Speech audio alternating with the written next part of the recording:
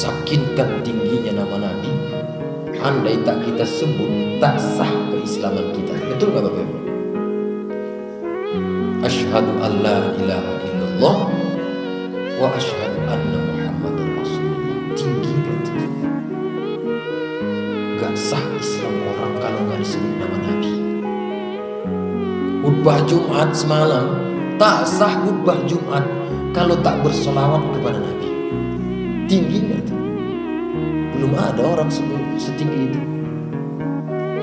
Mau presiden dia, mau ulama, seberapa ulama pun belum ada syarat khutbah harus disebut nama itu, kecuali Rasulullah.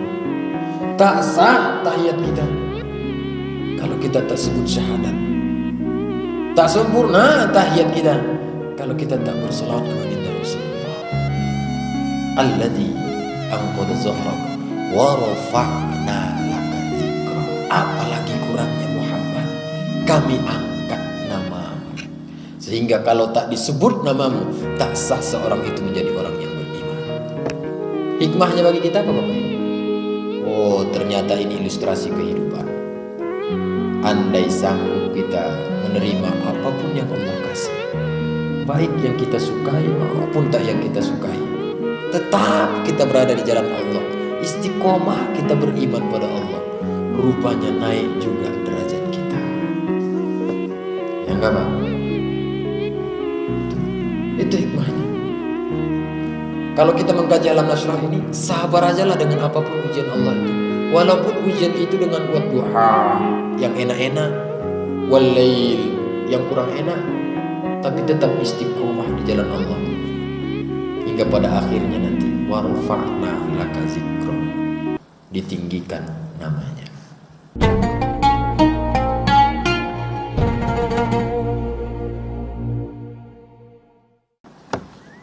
Bismillahirrahmanirrahim.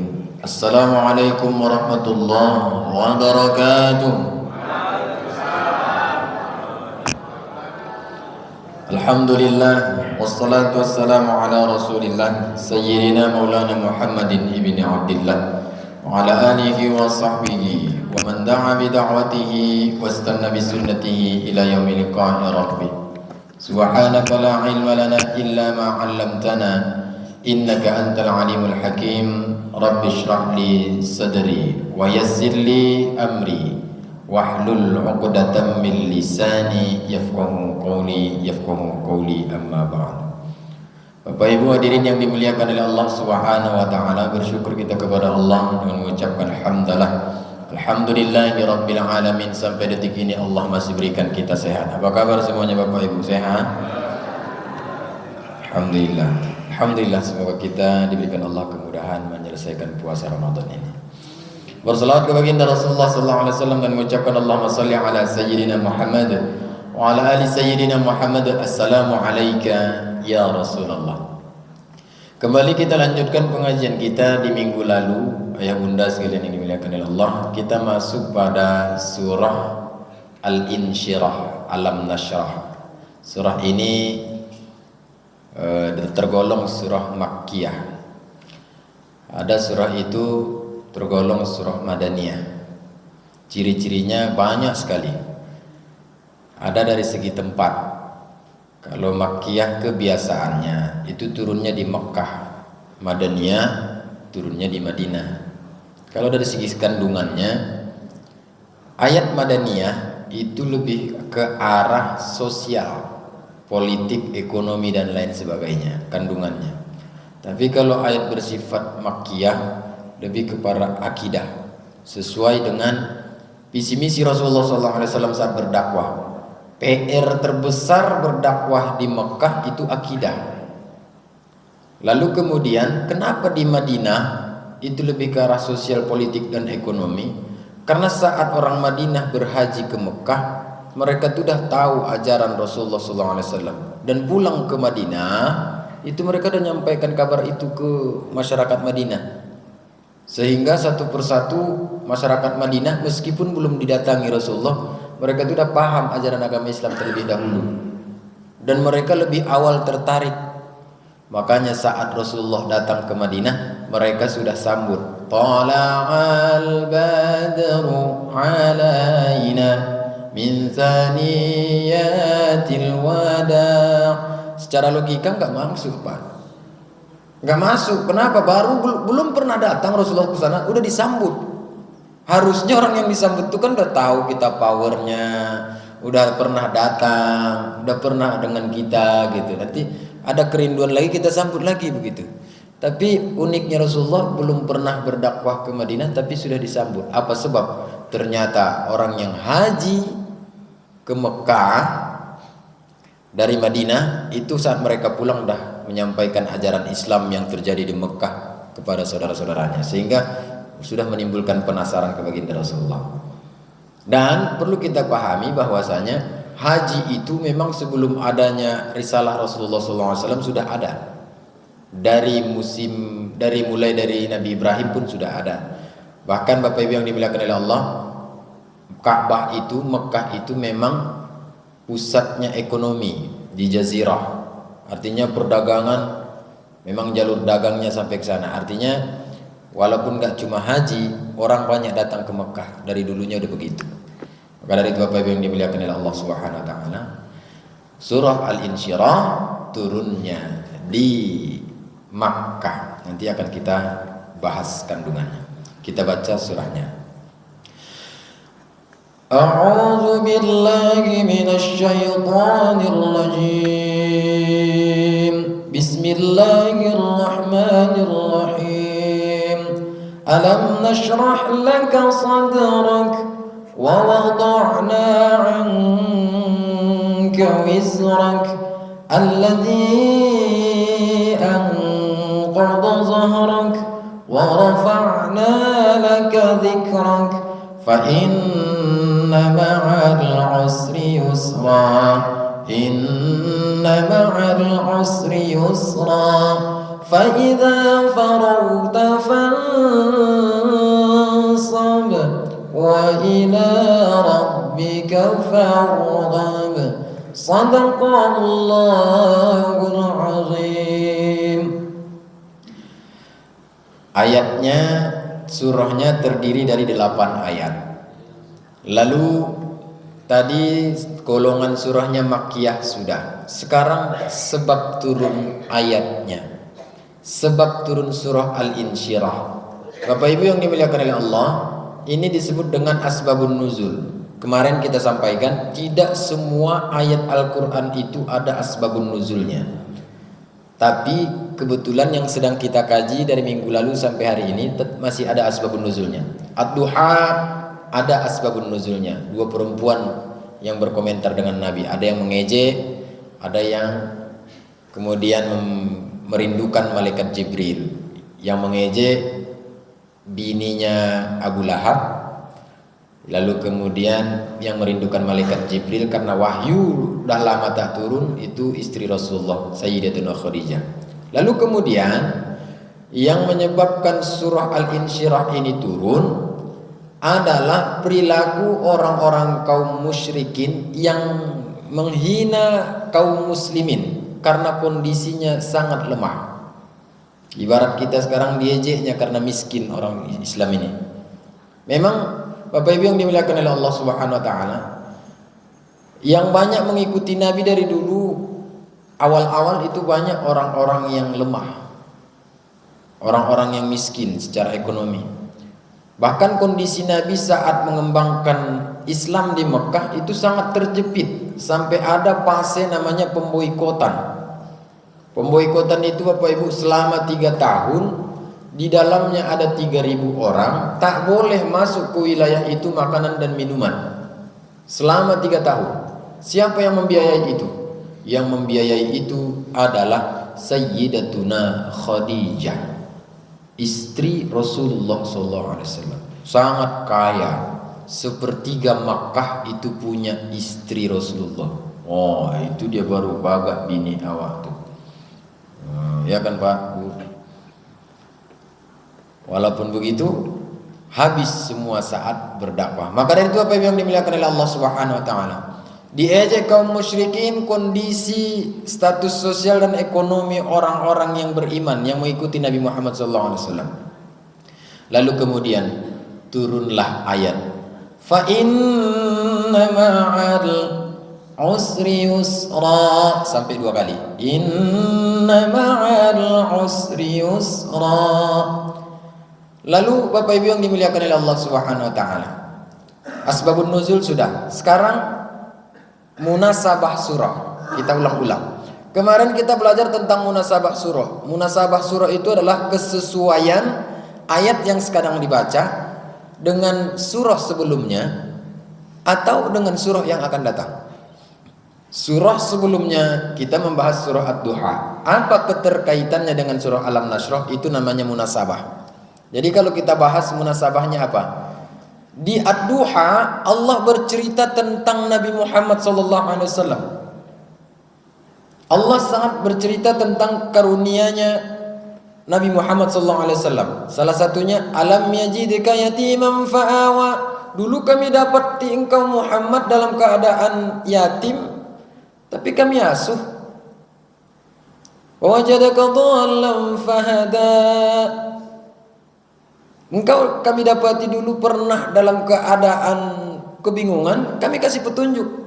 Jadi yang dibahas di Ad-Duha itu terkait nabinya. Maka di Alam Nashrah ini juga membahas tentang karunia Allah terhadap Nabi. Apa itu? Dilapangkan dadanya. Apalagi keterkaitannya? Di surah Ad-Duha Allah sampaikan walal akhiratu khairul laka minal ula. Akhirat lebih baik dibandingkan dunia. Apa sebab ayat itu turun? Karena ada orang di antara kafir Quraisy itu yang memberikan sesuatu kepada kaum muslimin. Umpamanya kayak kita ini bagi-bagi duit. Cuman bukan karena lillahi ta'ala, ada tujuan lain. Dan Rasulullah pun tak tahu saat itu. Lalu kemudian membuat hati Rasulullah merasa terkagum-kagum. Baik kali bapaknya, 1 miliar 1 RT dikasihnya. Oh, kagumlah pula Rasulullah. Apa kata Allah?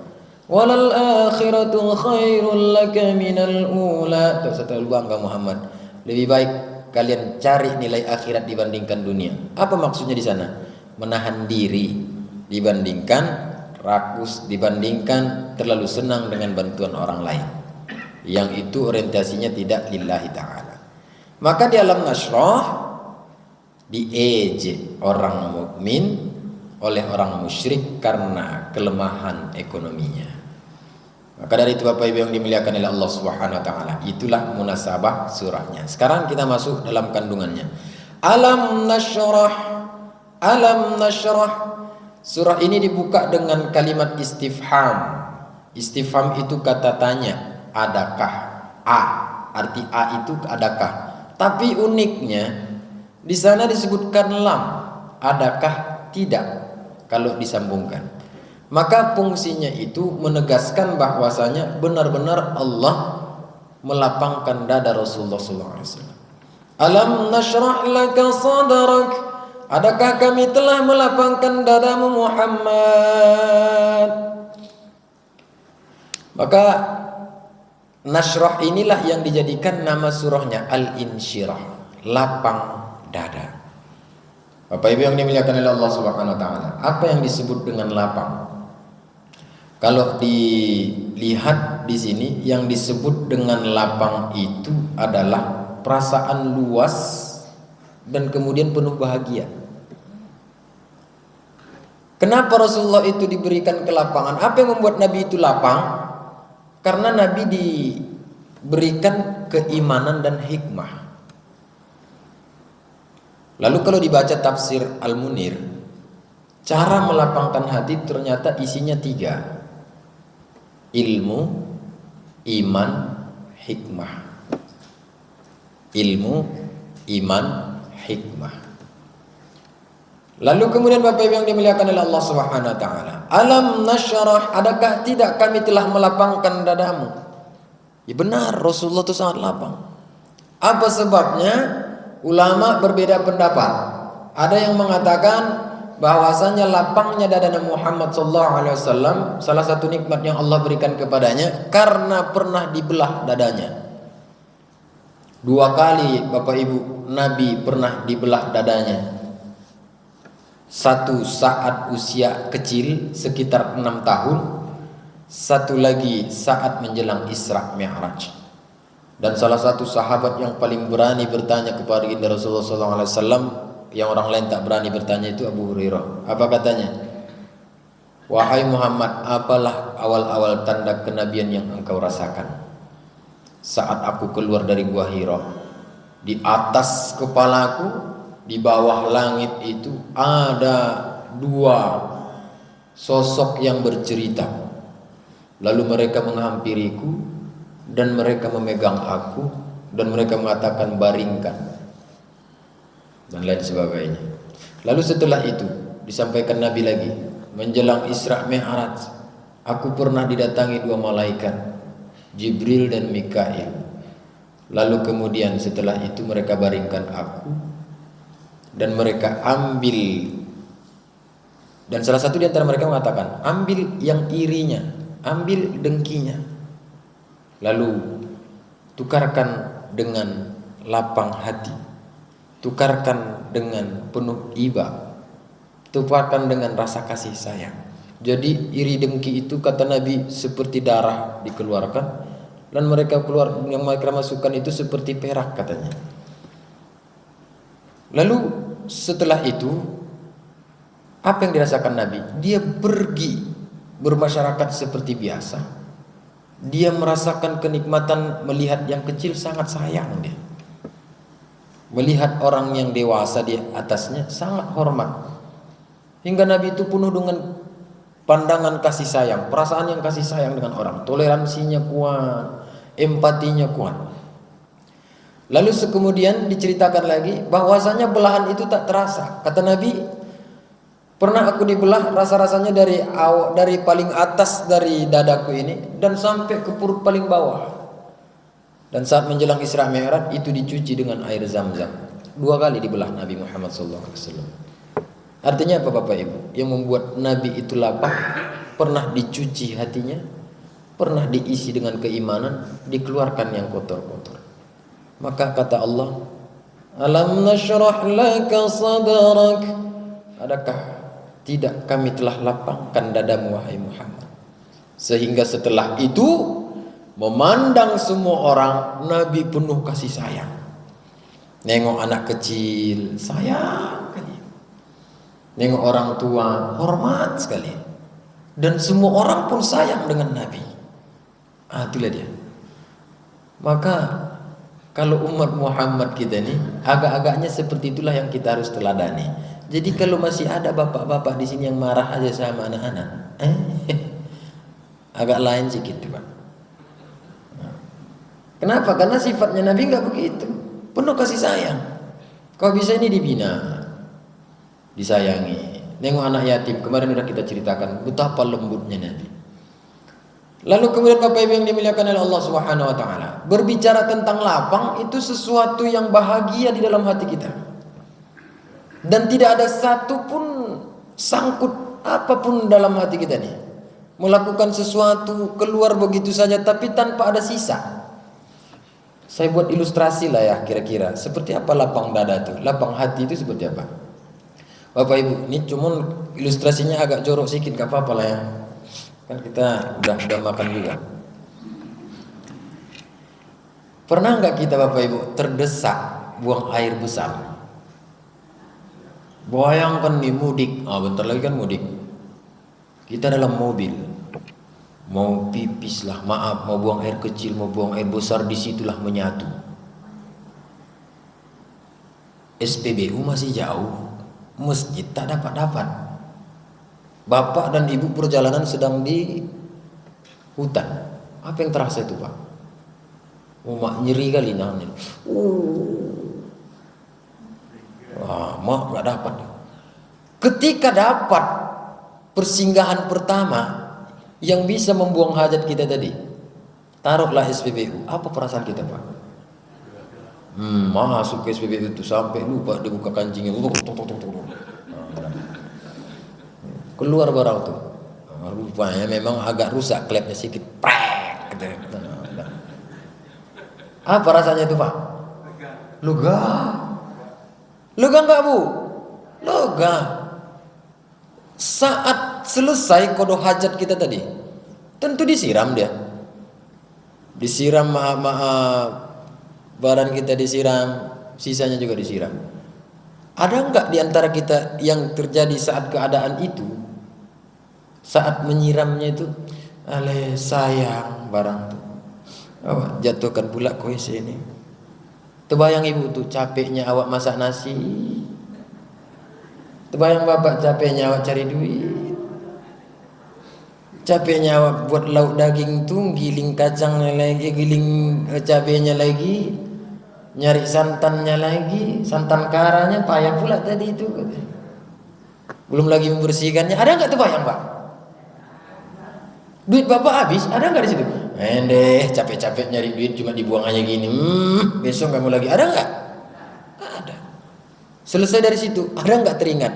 Selamat tinggal. Ada nggak bapak? Nggak ada. Hilang nggak? Hilang.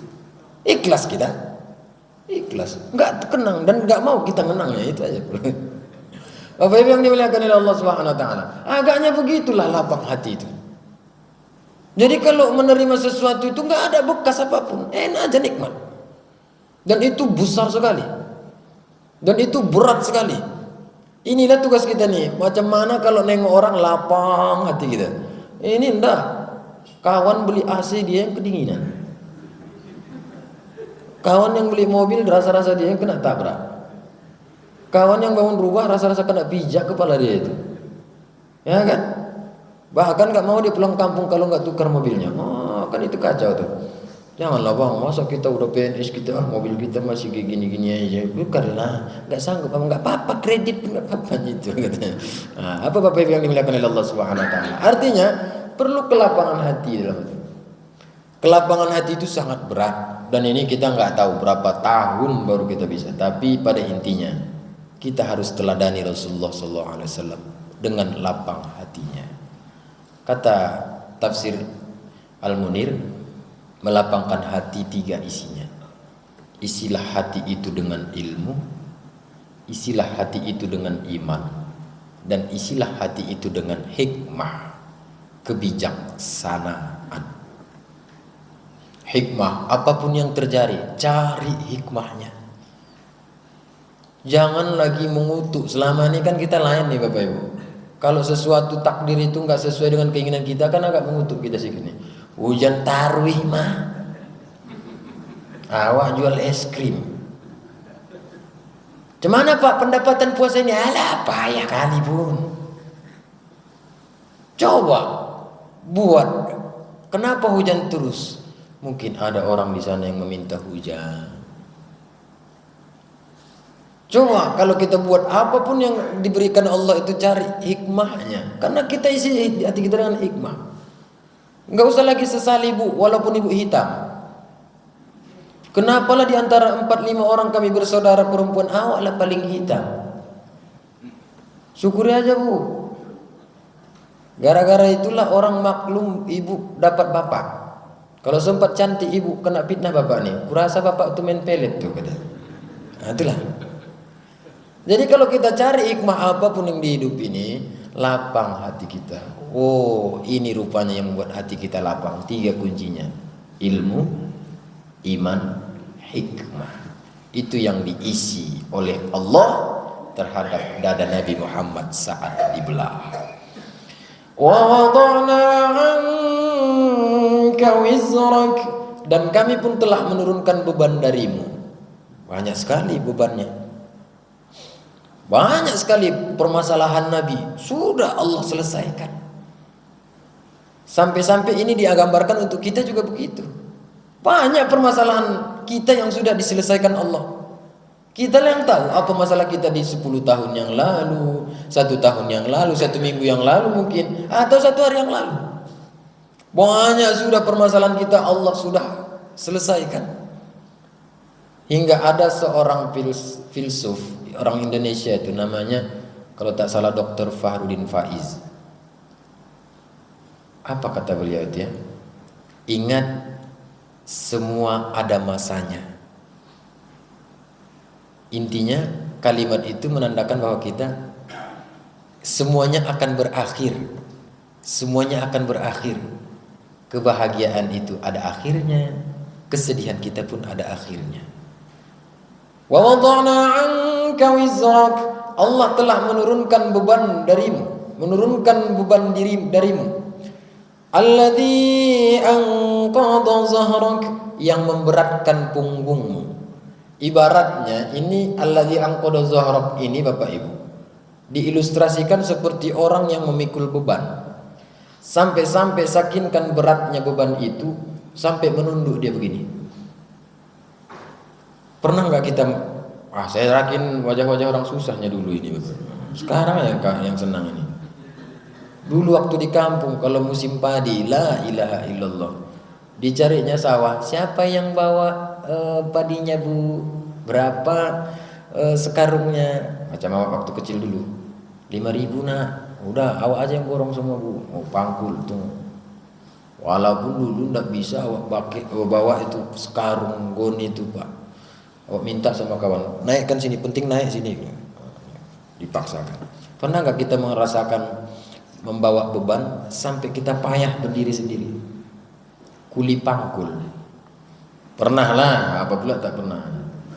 Ya Bapak Ibu, ibu aja lah sikit-sikit ngangkat galon Bu. Cuma ngangkat galon Bu. Tegak nggak badan kita Bu? Anda agak macam model-model ruku sikit kan? Gini, sakinkan beratnya. Jadi masalah itu diilustrasikan begitu. Ada bahkan orang tak bisa bangkit mungkin berdiri dengan sempurna saat memikul beban itu. Jadi beban yang dimaksud ini enggak secara fisik membuat badan kita begitu, enggak. Tapi ilustrasinya sakinkan beratnya beban ini sampai buat kita bungkuk. Maka dari itu apa yang dimuliakan oleh Allah Subhanahu wa taala. Kalau terjadi pada Nabi apa itu? Dulu pernah yatim, Allah rawat. Dulu pernah bingung terhadap pertanyaan-pertanyaan orang, Allah kasih petunjuk. Dulu pernah dalam keadaan lapar miskin, Allah kayakan Nabi. Itulah yang terkandung di surah Ad-Duha kemarin. Bahkan kata para ulama, sebahagian ulama mengatakan Ad-Duha dan Alam Nashrah ini satu surah yang sama. Makanya kata dia enggak usah dipakai bismillah saat membaca keduanya. Maksudnya membaca Alam Nashrah dari Ad-Duha itu Alam Nashrahnya enggak usah pakai bismillah lagi. Karena ini satu surah yang sama. Tapi ini pendapat lemah.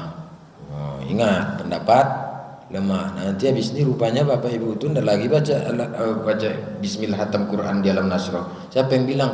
Dr. Haris itu? Oh, kena serang awak. Ini pendapat lemah. Pendapat yang mutawatir ini dua surah berbeda. Alam Nashrah beda, Ad-Duha beda. Jadi kaitannya saat di Ad-Duha Allah bayangkan betapa beratnya perasaan Nabi saat itu. Banyaknya masalah Nabi sudah. Wa wada'na kawizrak alladzi anqadha zahrak. Tapi semua itu telah Allah ringankan. Telah Allah lapangkan. Setelah itu alladzi anqadha zahrak wa rafa'na laka dzikrak. Setelah itu kami angkat sebutan Muhammad. Apa maksudnya Bapak Ibu? Diangkat gelar Nabi menjadi Rasulullah. Dulu orang biasa dari kalangan Quraisy, banyak juga yang Quraisy. Dulu penggembala kambing, dulu perantau, pedagang. Dulu bagi hasil usaha dengan orang.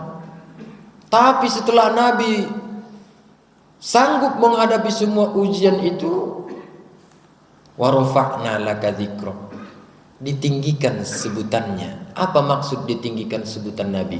Disandingkan nama Allah dengan Rasulullah SAW. Sakinkan tingginya nama Nabi. Andai tak kita sebut, tak sah keislaman kita. Betul gak Bapak Ibu? Asyhadu an la ilaha illallah wa asyhadu anna Muhammadar Rasulullah. Tinggi gak tuh? Gak sah Islam orang kalau gak disebut nama Nabi. Khutbah Jumat semalam tak sah khutbah Jumat kalau tak bersolawat kepada Nabi. Tinggi gak tuh? Belum ada orang setinggi itu. Mau presiden dia, mau ulama, seberapa ulama pun belum ada syarat khutbah harus disebut nama itu kecuali Rasulullah. Tak sah tahiyat kita kalau kita tak sebut syahadat. Tak sempurna tahiyat kita kalau kita tak berselawat ke baginda Rasulullah. Alladzi anqadha zahrak wa rafa'na laka dzikrak. Apalagi kurangnya Muhammad, kami angkat namamu. Sehingga kalau tak disebut namamu, tak sah seorang itu menjadi orang yang beriman. Hikmahnya bagi kita apa Bapak Ibu? Oh, ternyata ini ilustrasi kehidupan. Andai sanggup kita menerima apapun yang Allah kasih, baik yang kita sukai maupun tak yang kita sukai, tetap kita berada di jalan Allah, istiqomah kita beriman pada Allah, rupanya naik juga derajat kita. Ya enggak Pak? Itu hikmahnya. Kalau kita mengkaji alam nasrah ini, sabar ajalah dengan apapun ujian Allah itu. Walaupun ujian itu dengan wadduha yang enak-enak, walail yang kurang enak, tapi tetap istiqomah di jalan Allah. Hingga pada akhirnya nanti warfa'na laka zikra, ditinggikan namanya. Semua kita mungkin punya pengalaman masing-masing ya Bapak Ibu ya. Punya pengalaman masing-masing. Tapi saya sedikit aja lah cerita, karena nggak pula dapat saya contohnya, saya sendiri aja lah. Dulu Bapak Ibu, bapak saya itu pengamen. Waktu di Jakarta tahun 2000 kami bangkrut. Dulunya orang tua kami itu perantau di Jakarta.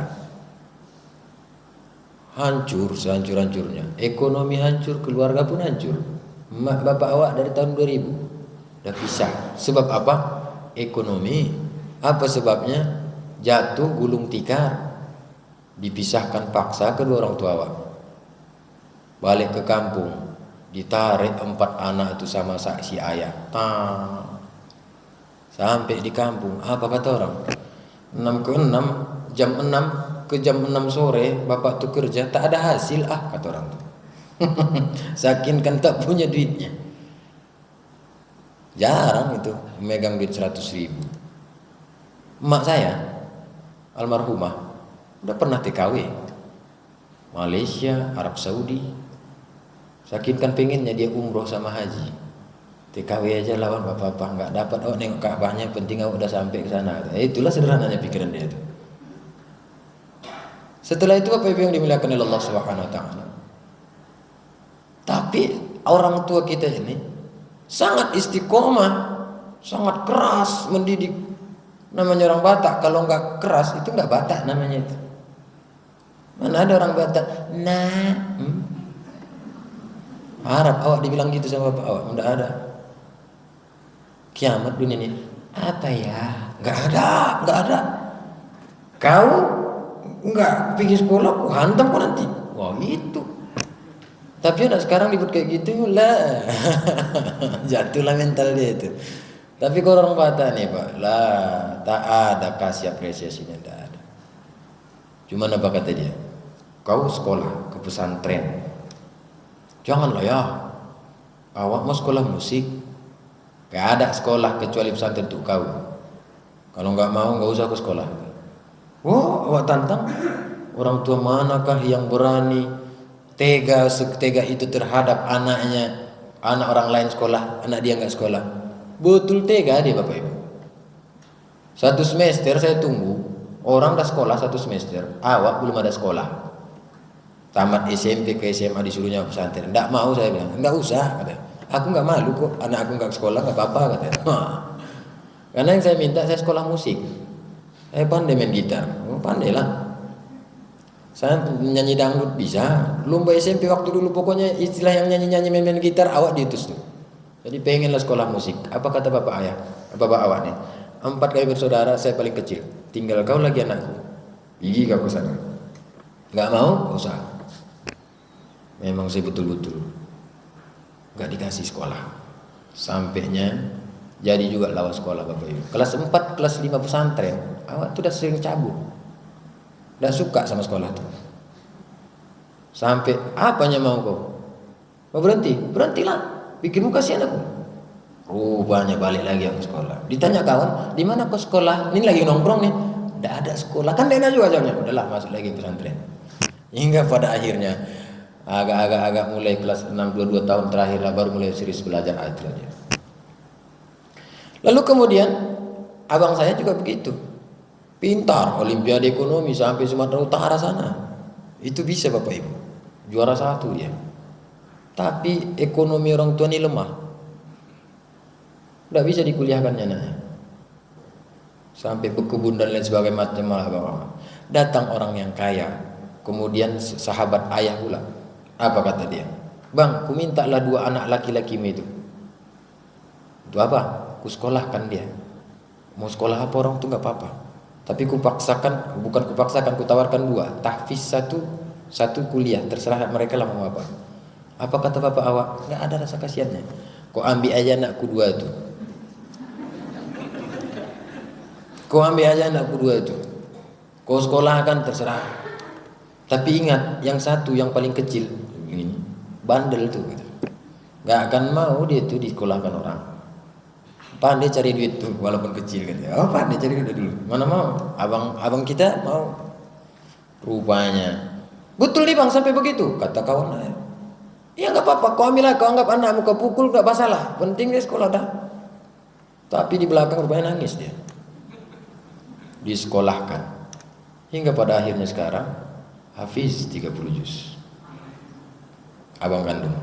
Guru besar di Islamic Center Medan. Menjelang wafat keduanya, disitulah baru kami terasa warafa'na laka dzikrak, diangkat nama keduanya. 2018 ayah meninggal, pimpinan pesantren di kampung itu datang. Inilah orang tua yang paling beruntung di antara kita. Nah, meskipun itu doa dia, awak tidak terlalu pede juga lah. Tetap berdoa orang tua selamatkan. Artinya Bapak Ibu apa? Inilah orang tua yang selamat. Ini orang tua yang beruntung.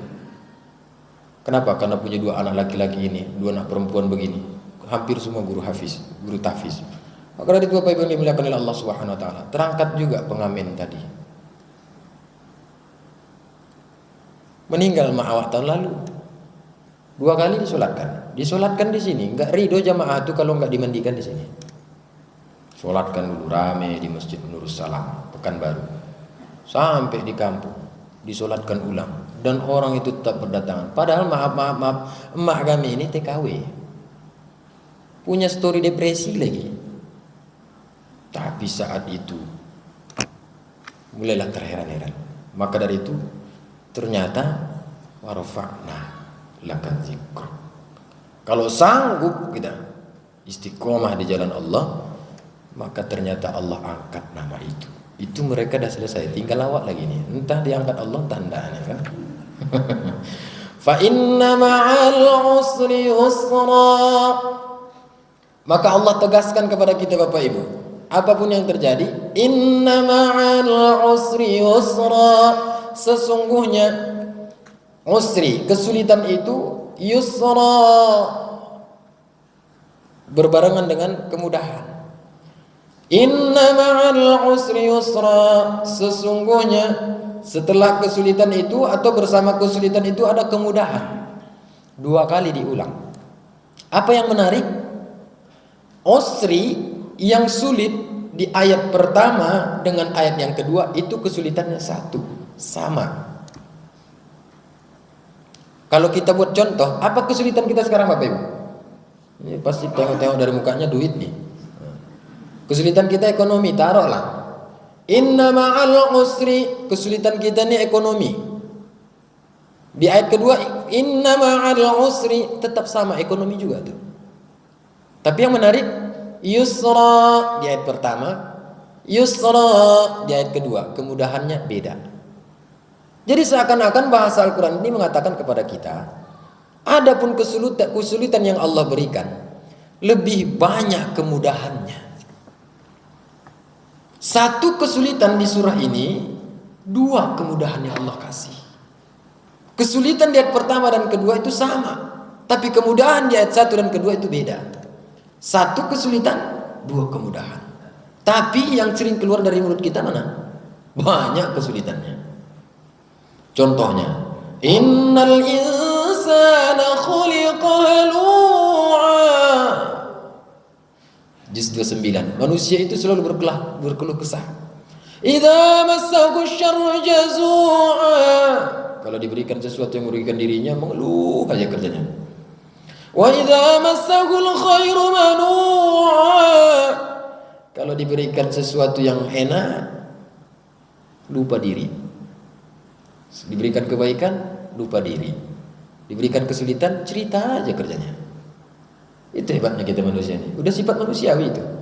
Padahal Allah sampaikan, inna ma'al usri yusra. Bersama kesulitan itu ada kemudahan. Lebih banyak malah kemudahan yang Allah kasih. Apa salah satunya? Bapak Ibu yang dimuliakan oleh Allah Subhanahu wa taala. Sifat Allah itu suka memudah-mudahkan. Sampai surah dari perintah puasa di surah ketiga setelah itu, ayat ketiga setelah itu kan disebut yuridu bikumul yusra. Allah menginginkan kalian itu yang kemudahan. Wala yuridu bikumul usra. Allah tak ingin kalian sulit. Walitukmilul iddata walitukabbirullah. Untuk menyempurnakan bilangan. Walitukabbirullah. Supaya kalian bertakbir kepada Allah. Walitukabbirullaha ala ma hadakum wa la'allakum tashkurun. Supaya kalian menjadi orang-orang yang bersyukur. Allah pengen kita itu mudah. Semua yang Allah inginkan dari kita ini kemudahan yang Allah kasih kepada kita.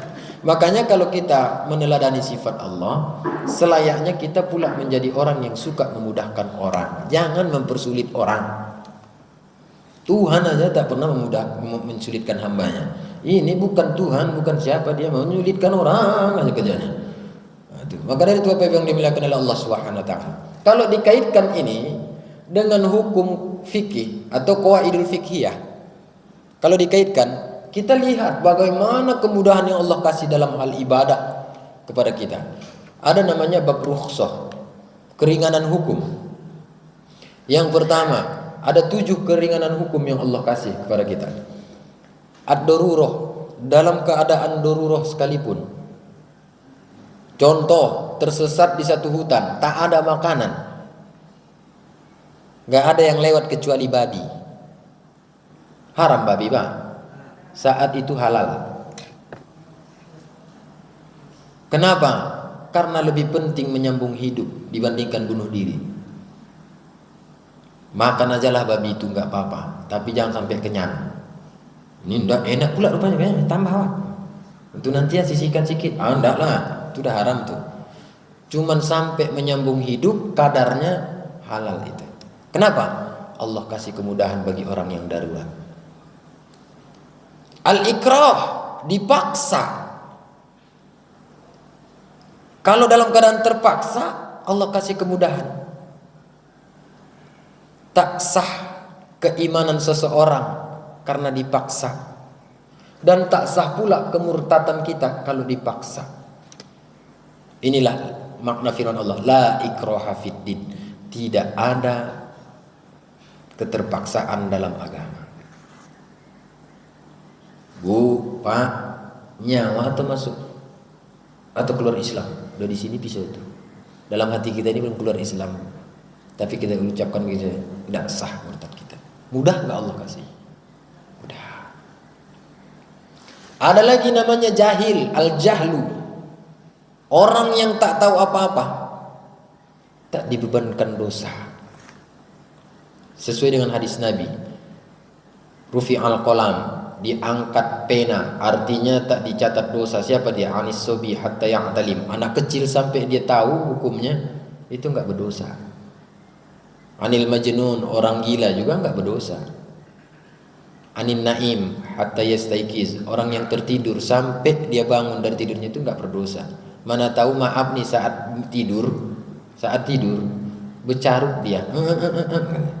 Tidak berdosa tuh. Kenapa? Karena lagi tidur. Jadi kalau bapak dan ibu mau lepas dari dosa, pilih yang 3 nih. Jadi anak kecil, orang gila, atau tidur. atau nggak tahu apa-apa, lepas dosanya itu. Mudah nggak? Mudah. An-nisyan, orang yang lupa. Allah juga orang yang lupa nih. Allah juga nggak hukum. Mana kacamata ayah ya? Semua orang di rumah itu dimarahinya. Masuk ke kamar anaknya, mana kacamata ayah? Masuk ke kamar cucunya, mana kacamata ato? Tengok bini baca Quran, manalah kau buat kacamata awak tu? Semua orang dimarahinya gara-gara kacamatanya tak nampak. Itu di atas kepala ayah tuh. Maksudnya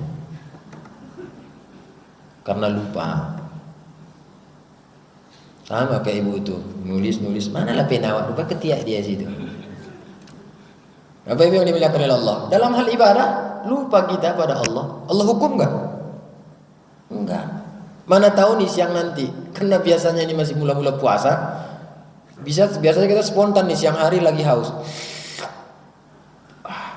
Oh, puasa. Batal enggak?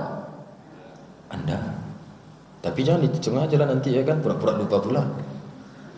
Contohnya orang yang lupa dalam berpuasa Bapak Ibu, Allah tak hukum. Bahkan di ujungnya dibilang itulah nikmat dia puasa tadi. Itu kemudahan yang Allah kasih. Apalagi orang yang safar, perjalanan, tidak bisa berpuasa, silahkan kodo di hari lain. Tidak bisa sholat, silahkan jamak qasar. Tidak dapat air, silahkan bertayamum. Mudah nggak Bapak Ibu? Mudah. Kalau kita urai-urai, kita renung-renungkan, banyak sekali. Apalagi dalam keadaan sakit, marot, sakit, banyak kemudahan. Tak bisa sholat berdiri, duduk.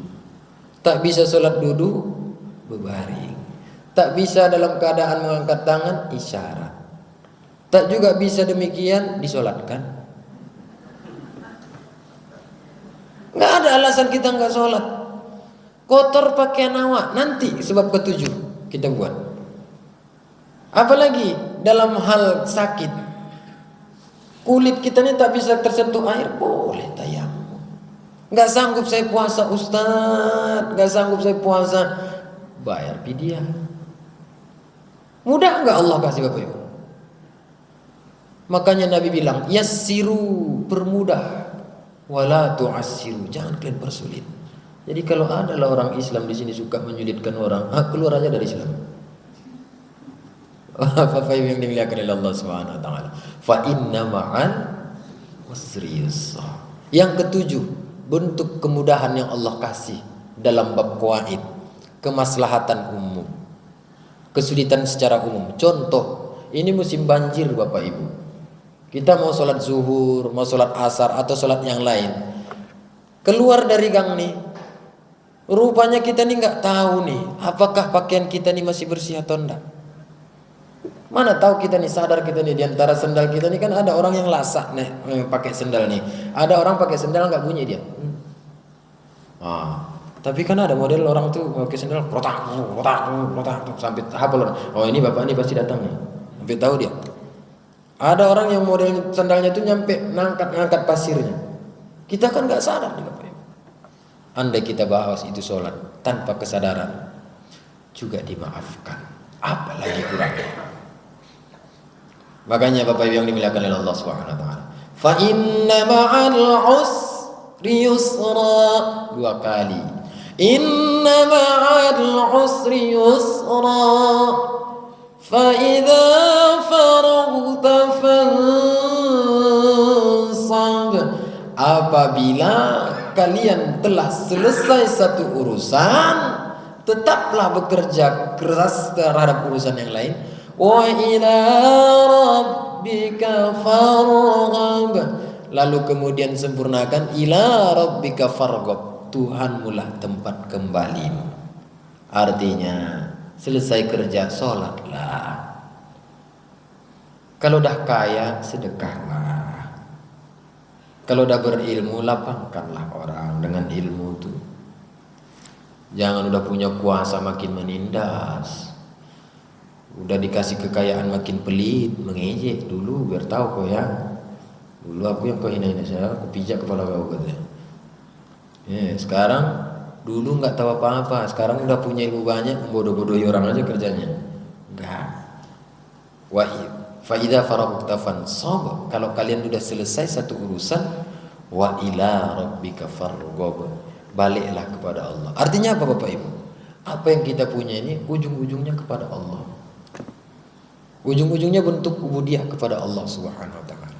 Maka dari itu, andai kita ulang-ulang nih, alam nashrah laka sadrak wa wada'na anka wizrak alladhi anqadha zahrak wa rafa'na laka dhikrak fa inna ma'al usri yusran inna ma'al usri yusra fa idza faragta fansab wa ila rabbika farghab. Sebelum berbunyi kita simpulkan. Surah ini surah Al-Makkiyah, berarti turunnya di Mekah. Berikutnya, sebab surat ini turun karena orang musyrik selalu mengejek kaum muslimin karena ketidakpunyaan apa-apa.